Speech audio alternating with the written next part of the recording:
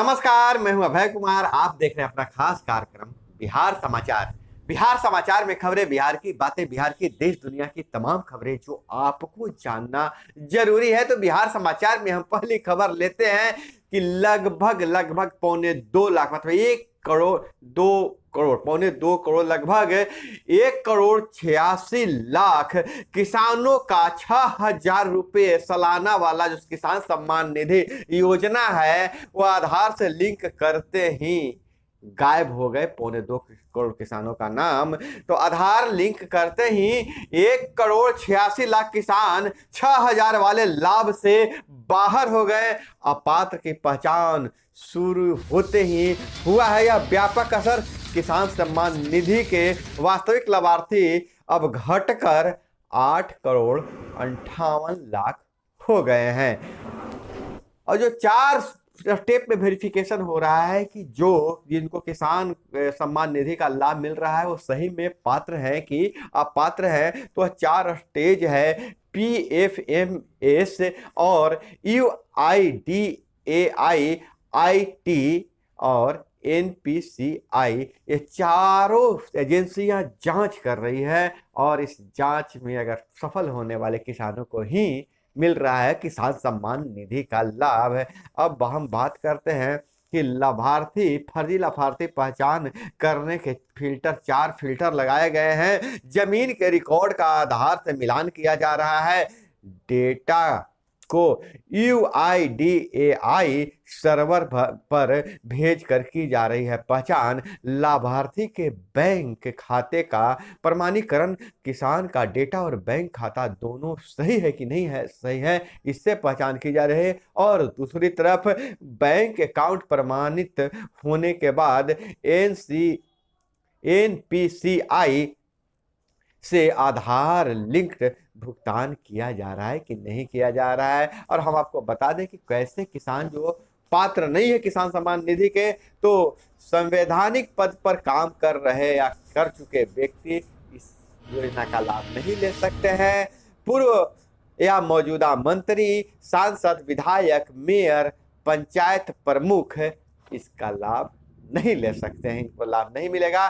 केंद्र राज्य सरकार में मौजूदा या अवकाश प्राप्त कर्मचारी हैं तो उनको भी लाभ नहीं मिलेगा। ये सभी अवकाश प्राप्त, वे सभी अवकाश प्राप्त पेंशन भोगी जिनका पेंशन 10,000 या 10,000 से अधिक है, उनको किसान सम्मान निधि का लाभ नहीं मिलेगा।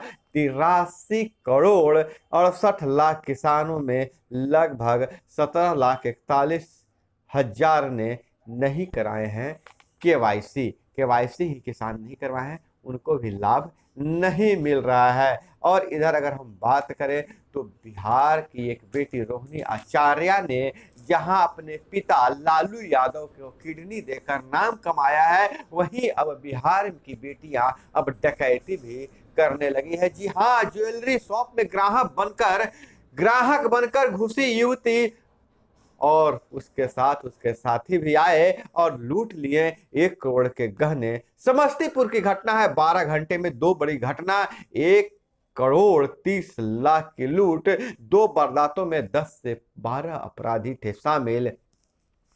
सीमेंट के बोरी में भर कर ले गए गहने कर्मचारियों को घायल भी कर दिया है। बिहार में पहली बार युवती डकैती में शामिल है। 12 से 15 मिनट में पूरी लूटपाट की घटना का अंजाम दे दिया गया। तो मामला यह है कि दोपहर के करीब 12 बज रहे थे कि समस्तीपुर शहर के मोहनपुर रोड के नक्कू स्थान के पास स्थित हीरा ज्वेलर्स दुकान में युवती जाती है जींस और जैकेट पहने हुए और कहती है, भैया जरा मुझे अच्छी अंगूठी दिखाना।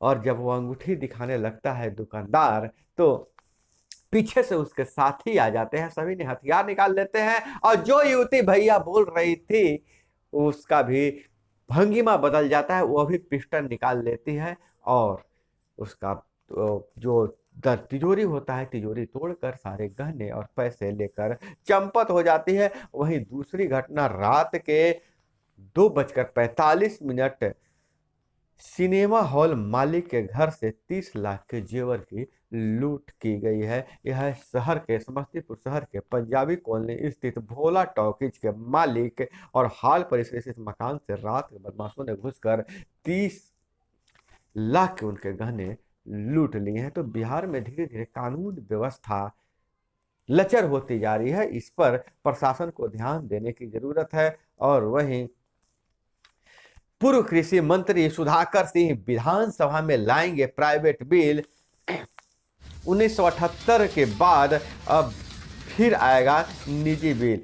पूर्व कृषि मंत्री सुधाकर सिंह विधानसभा में आगामी शीतकालीन सत्र में प्राइवेट मेंबर बिल कृषि उपज और पशुधन विपणन एवं मंडी स्थापना लाएंगे। वही सुधाकर सिंह जिन्होंने कहा था कि हमारे विभाग में सारे के सारे चोर हैं, डकैत हैं और मैं चोरों का सरदार हूं, यह कहकर नीतीश सरकार की काफी किरकिरी की थी। और उधर खबर एक आ रही है, चेनारी सासाराम से पत्नी को विदा नहीं किया तो 4 साल के सालों को कुएं में फेंक दिया। चेनारी प्रखंड का यह मामला है। चेनारी प्रखंड में एक पति ससुराल में ही रह रहा था, बोल रहा था कि मेरी पत्नी को विदाई कर दिया जाए। नहीं विदाई किया तो घर में सारे लोग जब खेत में काम करने गए तो 4 साल के साले को गला दबाकर मार दिया और कुएं में उसको शव को डाल दिया। हालांकि पति फरार हो गया है।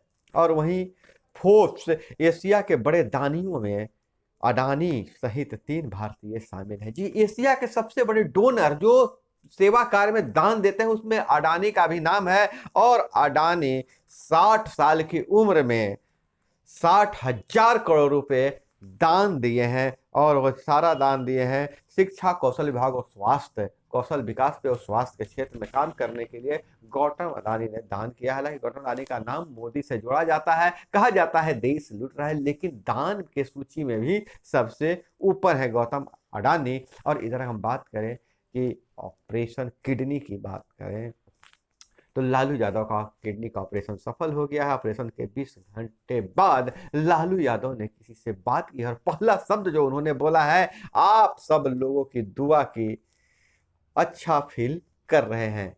उन्होंने बिहार वासियों को, सारे लोगों को धन्यवाद दिया और कहा कि आप लोगों की दुआ है कि हम अभी अच्छा फील कर रहे हैं। पीएम और सीएम ने तेजस्वी से बात की, किडनी ट्रांसप्लांट ऑपरेशन की पूरी जानकारी ली। और वहीं कटिहार के मनिहारी में कटाव ग्रस्त क्षेत्रों में मुख्यमंत्री ने किया निरीक्षण। नीतीश बोले गंगा के कटाव का डिटेल सर्वे कराएं, एक्सपर्ट की सहायता से रोकने को रोड मैप बनाएं। वहीं चीफ जस्टिस बोले छात्रों को समय पर रिजल्ट नहीं दे सकते तो बंद कर दीजिए यूनिवर्सिटी। विश्वविद्यालयों की परीक्षा समय पर न होने और रिजल्ट में लेट लतीफी से कोर्ट नाराज है। हमको बता दे कि मगध यूनिवर्सिटी से लेकर अन्य यूनिवर्सिटियां बिहार में जो है तो लेट से रिजल्ट देती है, जिसके कारण छात्रों का भविष्य अधर में लटक जाता है। और इस पर कोर्ट ने संज्ञान लिया है, कहा है कि ऐसे यूनिवर्सिटी आप बंद कर दीजिए अगर समय पर आप रिजल्ट नहीं दे सकते हैं। तो शैक्षणिक माहौल और अनुशासन के लिए काम कर रहे हैं। सीनेट हॉल नवनियुक्त छात्र संघ के कुलपति ने दिलाई शपथ। छात्रों को संबोधित करते हुए कहा कि शैक्षणिक माहौल व अनुशासन के लिए काम कर रहे हैं छात्र संघ।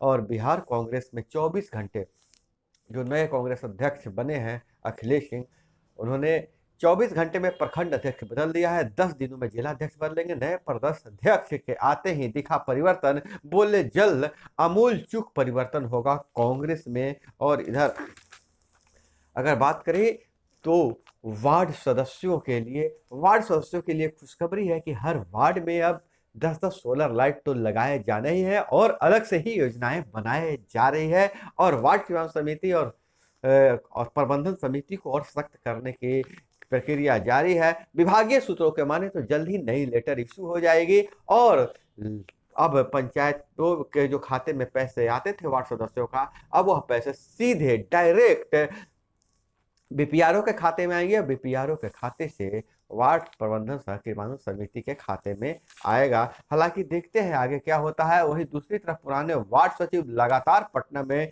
धरना प्रदर्शन कर रहे हैं। शांतिपूर्ण धरना उनका चल रहा है और कह रहे हैं जो अब तो तेजस्वी यादव सीएम बन गए हैं, सत्ता में है। जब वो आंसू पोंछने आए थे तो कहा था कि आप लोगों को अस्थायी नौकरी होनी चाहिए। तो तेजस्वी यादव जब सत्ता में है तो उन्हें अस्थाई नौकरी दे देनी चाहिए। वहीं पादरी किधर देखकर प्रार्थना करे, इस पर हिंसक विवाद, 35 चर्च बंद किए गए हैं। यह मामला है केरल में। केरल में चर्च में कैसे प्रार्थना हो, प्रार्थना कैसे किया जाए, इस पर विवाद हो गया है।